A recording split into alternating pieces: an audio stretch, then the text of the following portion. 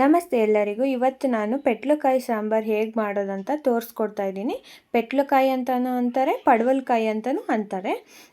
ಈ ಸಾಂಬಾರಿಗೆ ಹೆಚ್ಚಾಗಿ ಟೇಸ್ಟ್ ಕೊಡೋದಂದರೆ ಈ ಖಾರನೇ. ಫಸ್ಟಿಗೆ ನಾವು ಖಾರ ರುಬ್ಕೋಬೇಕಾಗತ್ತೆ. ಅದಕ್ಕೆ ಏನೇನು ಇಂಗ್ರೀಡಿಯೆಂಟ್ಸ್ ಬೇಕು ಅಂತ ನಾವು ನೋಡ್ತಾ ಹೋಗೋಣ.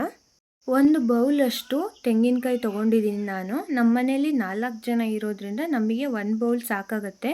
8 ಜನ ಇದ್ದರೆ ಇನ್ನೊಂದು ಸ್ವಲ್ಪ ಜಾಸ್ತಿ ತೊಗೊಳ್ಳಿ. ಸೊ ನಮ್ಮ ಮನೇಲಿ ಸ್ವಲ್ಪ ತೆಳ್ಳಗಿರಬಾರ್ದು ಸಾಂಬಾರು, ಒಂದು ಸ್ವಲ್ಪ ಗಟ್ಟಿ ಇರಬೇಕು. ಅದೇ ಒಂದು ಮೀಡಿಯಮ್ ಆಗಿ, ಅದಕ್ಕೋಸ್ಕರ ನಾನು ಇಷ್ಟು ತೊಗೊಂಡಿದ್ದೀನಿ. ಮತ್ತು 1 ಟೇಬಲ್ ಸ್ಪೂನ್ ಕಸೂರಿ ಮೇಥಿ, ಆಮೇಲೆ 1 ಟೇಬಲ್ ಸ್ಪೂನ್ ಕಡಲೆ, ಆಮೇಲೆ ಜೀರಿಗೆ ಮತ್ತು 2 ಒಣಮೆಣ್ಸಿನ್ಕಾಯಿ. ಈ ಒಣಮೆಣ್ಸಿನ್ಕಾಯಿ ಹಾಕೋದ್ರಿಂದ ಘಮ ಚೆನ್ನಾಗಿ ಬರುತ್ತೆ ಸಾಂಬಾರಿಗೆ, ಮತ್ತು ಕಲರ್ ಚೆನ್ನಾಗಿ ಬರುತ್ತೆ. ಇದಕ್ಕೋಸ್ಕರ ನಾನು 2 ಮೆಣಸಿನ್ಕಾಯಿ ತೊಗೊಂಡಿದ್ದೀನಿ. ಇದು ಯಾವುದೇ ಥರ ಖಾರಕ್ಕಲ್ಲ, ನೀವು ಅದನ್ನು ಮಿಸ್ಟೇಕ್ ಮಾಡ್ಕೋಬೇಡಿ. ಮತ್ತು ನಾನು ಹೆಚ್ಚಿಟ್ಟಿರೋ ಈರುಳ್ಳಿ ಮತ್ತು ಟೊಮೆಟೊ ಹಾಕಿದ್ದೀನಿ. ಈಗ ಸ್ವಲ್ಪ ಟೊಮೆಟೊ ಬೆಲೆ ಜಾಸ್ತಿ ಇದೆ, ಅದಕ್ಕೋಸ್ಕರ ನಾನು ಒಂದೇ ಒಂದು ಹೋಳು ಹಾಕ್ಕೊಂಡಿದ್ದೀನಿ.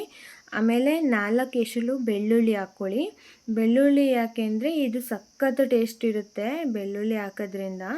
ಮತ್ತು ಖಾರಕ್ಕೆ ನಿಮ್ಗೆ ಎಷ್ಟು ಬೇಕೋ ಅಷ್ಟು ಚಮಚ ಹಾಕ್ಕೊಳ್ಳಿ. ನಾನು ಇಲ್ಲಿ ನಮ್ಮನೆ ಖಾರದ ಪುಡಿ 1.5 ಚಮಚ ಹಾಕಿದರೆ 4 ಜನಕ್ಕೆ ಕರೆಕ್ಟ್ ಆಗುತ್ತೆ ಖಾರ. ಸೊ ನಾನು 1.5 ಚಮಚ ಹಾಕ್ಕೊಂಡಿದ್ದೀನಿ. ಮತ್ತು ಸಾಂಬಾರು ಪುಡಿ ಅರ್ಧ ಚಮಚ ಹಾಕ್ಕೊಳ್ಳೋದಷ್ಟೇ ನಾನು, ಏಕೆಂದರೆ ತುಂಬ ಸ್ಟ್ರಾಂಗ್ ಇದೆ ಅದು, ಅದಕ್ಕೋಸ್ಕರ ನಾನು ಕಡಿಮೆ ಹಾಕ್ಕೊಂಡಿದ್ದೀನಿ. ಸೊ ಇದು ಹಾಕಿದ ಮೇಲೆ ನಿಮಗೆ ಬೇಕಾದರೆ ಹುಣಸೆ ಹಣ್ಣನ್ನು ಹಾಕ್ಕೊಳ್ಳಿ. ನಮ್ಮ ಮನೇಲಿ ಹುಳಿ ಜಾಸ್ತಿ ತಿಂತೀವಿ ನಾವು, ಸೊ ನಾನು ಒಂದು ಸ್ವಲ್ಪ ಹುಣಸೆ ಹಣ್ಣನ್ನು ಹಾಕ್ಕೊಳ್ತಾ ಇದ್ದೀನಿ. ನೀವು ಟೊಮೆಟೊ ಜಾಸ್ತಿ ಹಾಕ್ಕೊಂಡ್ರೆ ಹುಣಸೆ ಹಣ್ಣು ಹಾಕೋ ಅವಶ್ಯಕತೆ ಇಲ್ಲ, ಹುಳಿ ಅದರಲ್ಲೇ ಜಾಸ್ತಿ ಇರುತ್ತೆ. ನೋಡಿ ನೀವು ಹಾಕ್ಕೊಳ್ಳಿ ಎಷ್ಟು ಬೇಕೋ ಅಷ್ಟು. ನಂತರ ನೀರು ಸೇರಿಸ್ಕೊಂಡು ಇದನ್ನು ರುಬ್ಬಿ ಸೈಡಲ್ಲಿ ಇಟ್ಕೊಳ್ಳಿ. ಈಗ ನಾವು ಪಡವಲಕಾಯಿ ಮಾಡ್ತಿರೋದ್ರಿಂದ ಈ ಪಡವಲಕಾಯಿ ಇರುತ್ತಲ್ವ, ಅದ್ರನ್ನ ಸಿಪ್ಪೆನ ಮೇಲ್ಗಡೆ ಅದು ಬಿಳೆ ಲೇಯರ್ನ ಚಾಕಲ್ಲೇ ನಾನು ಎರ್ದಿದ್ದೀನಿ. ಅಂದರೆ ಸ್ವಲ್ಪ ಈ ಥರ ಬ್ರಷ್ ಮಾಡೋದು ಥರ ಮಾಡಿದ್ರೆ ಮೇಲ್ಗಡೆದು ಆ ಪೀಲೆಲ್ಲ ಬರುತ್ತೆ ಮೇಲೆ. ಸೊ ನಾನು ಬರೀ ಚಾಕಲ್ಲೇ ಸುಮ್ಮನೆ ಈ ಥರ ಎರ್ದಿರೋದ್ರಿಂದ ಅದು ಬರುತ್ತೆ, ಗ್ರೀನಿಶ್ ಆಗಿದೆ. ಸೊ ಆ ಥರ ಎರ್ಕೊಂಡು ಚಿಕ್ಕದಾಗಿ, ತುಂಬ ಚಿಕ್ಕದಾಗಿ ಬೇಡ, ಮೀಡಿಯಮ್ ಸೈಜಲ್ಲಿ ನೀವು ಅದನ್ನು ಕಟ್ ಮಾಡ್ಕೊಳ್ಳಿ. ನಂತರ ನಿಮಗೆ ಒಂದು ಈರುಳ್ಳಿ ಮತ್ತು 1 ಟೊಮೆಟೊ ಹೆಚ್ಚಿಟ್ಕೊಂಡಿದ್ನಲ್ಲ ಆ ಟೊಮೆಟೊ, ನೀವು ಕೊತ್ತಂಬರಿ ಸೊಪ್ಪನ್ನ ಖಾರದೊಳಗೆ ಹಾಕ್ಕೋಬೋದು, ಅಥವಾ ಮೇಲ್ಗಡೆ ಸಾಂಬಾರು ಕುದಿಯೋವಾಗ ಕೊನೆಯಲ್ಲಿ ಕೂಡ ಹಾಕ್ಕೋಬೋದು. ನಾನು ಕೊನೆಯಲ್ಲಿ ಹಾಕ್ಕೊಳ್ಳೋಣ ಅಂತ ಎಕ್ಸ್ಟ್ರಾ ಇಟ್ಕೊಂಡಿದ್ದೀನಿ, ಖಾರದೊಳಗಡೆ ಹಾಕಿಲ್ಲ. ನಂತರ ನಾವು ಒಂದು ಸಾಂಬಾರು ಮಾಡೋ ಪಾತ್ರೆ ತೊಗೋಬೇಕು. ಆ ಪಾತ್ರೆನ ಬಿಸಿ ಮಾಡಿಕೊಂಡು ಅದಕ್ಕೆ 2 ಟೇಬಲ್ ಸ್ಪೂನ್ ಎಣ್ಣೆ ಹಾಕ್ಕೋಬೇಕು. ಎಣ್ಣೆ 2 ಟೇಬಲ್ ಸ್ಪೂನ್ ಯಾಕೆ ಅಂತ ಅಂದರೆ ಇದಕ್ಕೆ ಟೇಸ್ಟ್ ಚೆನ್ನಾಗಿರುತ್ತೆ ಈ ಸಾಂಬಾರಿಗೆ, ಅದಕ್ಕೋಸ್ಕರ 2 ಟೇಬಲ್ ಸ್ಪೂನ್ ಹಾಕ್ಕೋಬೇಕು. ಆಮೇಲೆ ಸ್ವಲ್ಪ ಸಾಸಿವೆ ಹಾಕ್ಕೊಳ್ಳಿ. ಸಾಸಿವೆ ಸಿಡ್ದಾದ್ಮೇಲೆ ಕರ್ಬೇವಿನ ಸೊಪ್ಪು ಹಾಕ್ಕೊಳ್ಳಿ. ಕರ್ಬೇವಿನ ಸೊಪ್ಪು ಹಾಕಿದ ಮೇಲೆ ಹೆಚ್ಚಿಟ್ಕೊಂಡಿರೋ ಈರುಳ್ಳಿ ಹಾಕ್ಕೊಳ್ಳಿ. ಈರುಳ್ಳಿ ಚೆನ್ನಾಗಿ ಮಾಗಬೇಕು. ಇದನ್ನು ಎಣ್ಣೆಲಿ ನೀವು ಫ್ರೈ ಮಾಡ್ತಾನೆ ಇರಿ. ಸ್ವಲ್ಪ ಮಾಗಿದ ಮೇಲೆ ನಿಮಗೆ ಗೊತ್ತಾಗುತ್ತಲ್ವ, ಗೋಲ್ಡನ್ ಬ್ರೌನ್ ಕಲರ್ ಬರುತ್ತೆ. ಆ ಥರ ಬಂದಾಗ ನೀವು ಟೊಮೆಟೊ ಸೇರಿಸ್ಕೋಬೇಕು. ಅದಕ್ಕಿಂತ ಮುಂಚೆ ಯಾವುದೇ ಥರ ಟೊಮೆಟೊ ಯಾವುದನ್ನು ಹಾಕಬೇಡಿ, ಚೆನ್ನಾಗಿ ಮಾಗಿಸಿ ಸ್ವಲ್ಪ, ಯಾಕೆಂದರೆ ಇದು ಫ್ಲೇವರ್ ಕೊಡುತ್ತೆ. ನೋಡಿ, ಈರುಳ್ಳಿ ಚೆನ್ನಾಗಿ ಎಣ್ಣೆ ಒಳಗಡೆ ಬೆಂದಿದೆ. ಈಗ ಬೆಂದಾದಮೇಲೆ ನೀವು ಹೆಚ್ಚಿಟ್ಕೊಂಡಿರೋ ಟೊಮೆಟೊನ ಸೇರಿಸ್ಕೊಳ್ಳಿ. ಈ ಟೊಮೆಟೊ ಏನಾಗಬೇಕಂದ್ರೆ ಪೂರ್ತಿ ಎಣ್ಣೆಯಲ್ಲಿ ಸ್ಮ್ಯಾಶ್ ಆಗೋ ಥರ ಸಾಫ್ಟಾಗಿ ಬೇಯಬೇಕು. ಅಲ್ಲಿವರೆಗೂ ನೀವು ಟೊಮೆಟೊನ ಬೇಯಿಸ್ಕೋಬೇಕು, ಇಲ್ಲಾಂದರೆ ಅದು ಬಾಯಿಗೆಲ್ಲ ಹಂಗಂಗೆ ಸಿಗುತ್ತೆ, ಚೆನ್ನಾಗಿ ಅನಿಸಲ್ಲ. ಈಗ ನಂತರ ನೀವೇನು ಮಾಡಬೇಕಂದ್ರೆ ಫುಲ್ ಪಡವಲಕಾಯಿ ಏನು ಹೆಚ್ಚಿಟ್ಕೊಂಡಿದ್ರು ಆ ಪಡವಲಕಾಯಿನ ಪೂರ್ತಿ ಅದರೊಳಗಡೆ ಹಾಕಬೇಕು. ನೀವು ಎಣ್ಣೆಯಲ್ಲೇ ಚೆನ್ನಾಗಿ ಅದನ್ನು ಫ್ರೈ ಮಾಡ್ಕೋಬೇಕು. ಆ ಫ್ರೈ ಮಾಡಬೇಕಾದ್ರೆ ಒಂದು ಘಮ ಬರುತ್ತೆ, ಅದು ಎಷ್ಟು ಚೆನ್ನಾಗಿರುತ್ತೆ ಅಂತ ನೀವು ಒಂದು ಸತಿ ಟ್ರೈ ಮಾಡಿದಾಗಲೇ ಗೊತ್ತಾಗೋದು. ಈಗ ಫ್ರೈ ಮಾಡಲಿಕ್ಕೆ ಹಾಕಿದ್ದೀನಲ್ವ, ಸೊ ಇದ್ರ ಜೊತೆನೇ ಉಪ್ಪು ಮತ್ತು ಅರಶಿನ ಪುಡಿ ಎರಡನ್ನೂ ಹಾಕಬೇಕು.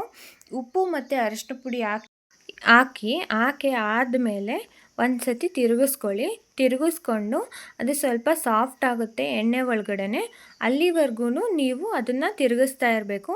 ತಳ ಹಿಡಿಯೋಕ್ಕೆ ಬಿಡಬೇಡಿ, ನೀವೇ ನೋಡ್ತಾ ತಿರುಗಿಸ್ಕೊಳ್ಳಿ. ಈ ಸಾಂಬಾರನ್ನ ಹಳ್ಳಿ ಕಡೆ ಜಾಸ್ತಿ ಮಾಡ್ತಿರ್ತಾರೆ. ಇದು ಏನಕ್ಕೆ ಹೆಲ್ಪ್ ಮಾಡುತ್ತೆ ಅಂದರೆ ವೆಯ್ಟ್ ಲಾಸಿಗೆ ಹೆಲ್ಪ್ ಮಾಡುತ್ತೆ ಜಾಸ್ತಿ. ಮತ್ತು ಇವಾಗಿನ ಜನ್ರೇಷನ್ನಲ್ಲಿ ಎಲ್ಲರಿಗೂ ಶುಗರ್ ಕಾಯಿಲೆ, ಇದು ತೂಕ ಇಳಿಸೋದು ಅಷ್ಟೇ ಅಲ್ಲ, ಶುಗರ್ ಕಾಯಿಲೆಯವರಿಗೂ ಒಳ್ಳೆಯದು. ಇದು ಶುಗರ್ ಕ್ವಾಂಟಿಟಿನ ಕಮ್ಮಿ ಮಾಡುತ್ತೆ ಮತ್ತು ಬಾಡಿಲಿ ಇಮ್ಯುನಿಟಿ ಬೂಸ್ಟ್ ಮಾಡುತ್ತೆ. ಮತ್ತು ವಿಟಮಿನ್ಸ್ ABCD ವಿಟಮಿನ್ಸ್ ಇದೆಯಲ್ಲ, ಅದೆಲ್ಲ ಈ ವಿಟಮಿನ್ಸು ಇದರಲ್ಲೇ ಇದೆ.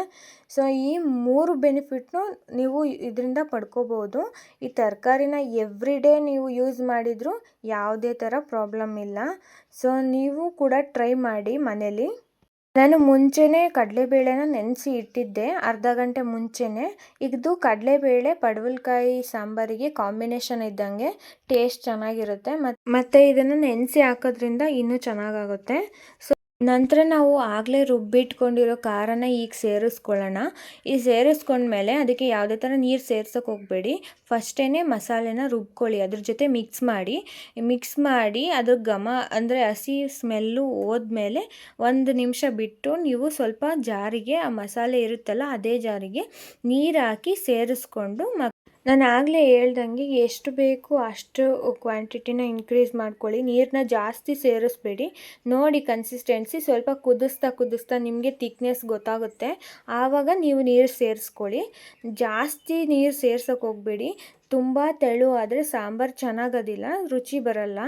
ಸೊ ಈ ಥರ ಎಲ್ಲ ಹಾಕಿ ಕುದ್ದು ನಾವು ನೀರು ಹಾಕಿ ಹೆಚ್ಚಿಸ್ಕೊಂಡ್ಮೇಲೆ ರುಚಿಗೆ ಎಷ್ಟು ಬೇಕೋ ಅಷ್ಟು ಉಪ್ಪು ಹಾಕಿ ಚೆನ್ನಾಗಿ ಕುದಿಸ್ಕೋಬೇಕು.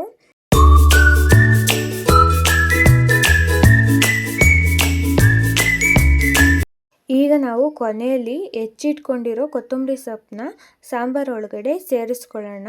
ಸೇರಿಸ್ಕೊಂಡಾದ್ಮೇಲೆ ಅದು ಚೆನ್ನಾಗಿ ಕುದಿಬೇಕು. ನೀವೇ ನೋಡ್ತಿದ್ದೀರ ಅಲ್ವಾ, ಎಣ್ಣೆ ಎಲ್ಲ ಸೈಡಲ್ಲಿ ಬಿಟ್ಕೊಂಡಿದೆ, ಆ ರೀತಿ ಕುದಿಬೇಕು. ಇನ್ನೂ ಸ್ವಲ್ಪ ನೊರೆ ಬಂದು ಫುಲ್ ಎಲ್ಲ ಕುದ್ಮೇಲೆ ಸಾಂಬಾರು ರೆಡಿ ಆಗುತ್ತೆ. ಒಳಗಡೆ ಇರೋ ಪೆಟ್ಲುಕಾಯಿ ಮತ್ತು ಟೊಮೆಟೊ ಎಲ್ಲ ಬೆಂದಿರುತ್ತೆ, ಕಡಲೆಕಾಳು ಎಲ್ಲ ಬೆಂದು ಚೆನ್ನಾಗಿರುತ್ತೆ. ಒಂದೇ ಥರ ಸಾಂಬಾರು ಮಾಡಿ ನಮಗೂ ಬೋರ್ ಆಗಿರುತ್ತೆ. ಈ ಥರ ತರಕಾರಿನ ತೊಗೊಂಡು ಬಂದು ನಾವು ವಾರದಲ್ಲಿ 1-2 ಸತಿ ತಿನ್ನೋದ್ರಿಂದ ಯಾವುದೇ ಥರ ಪ್ರಾಬ್ಲಮ್ ಇರಲ್ಲ. ಆರೋಗ್ಯ ಕೂಡ ಹೆಲ್ತಿಯಾಗಿರುತ್ತೆ. ಮನೇಲಿ ವೆಯ್ಟ್ ಲಾಸ್ ಮಾಡೋರಿದ್ರಂತೂ ಇದು ತುಂಬ ಉಪಯೋಗ ಆಗುತ್ತೆ. ನೀವು ಟ್ರೈ ಮಾಡಿ. ವಿಡಿಯೋ ಇಷ್ಟ ಆಗಿದ್ರೆ ಸಬ್ಸ್ಕ್ರೈಬ್ ಮಾಡಿ, ಲೈಕ್ ಮಾಡಿ, ಶೇರ್ ಮಾಡಿ.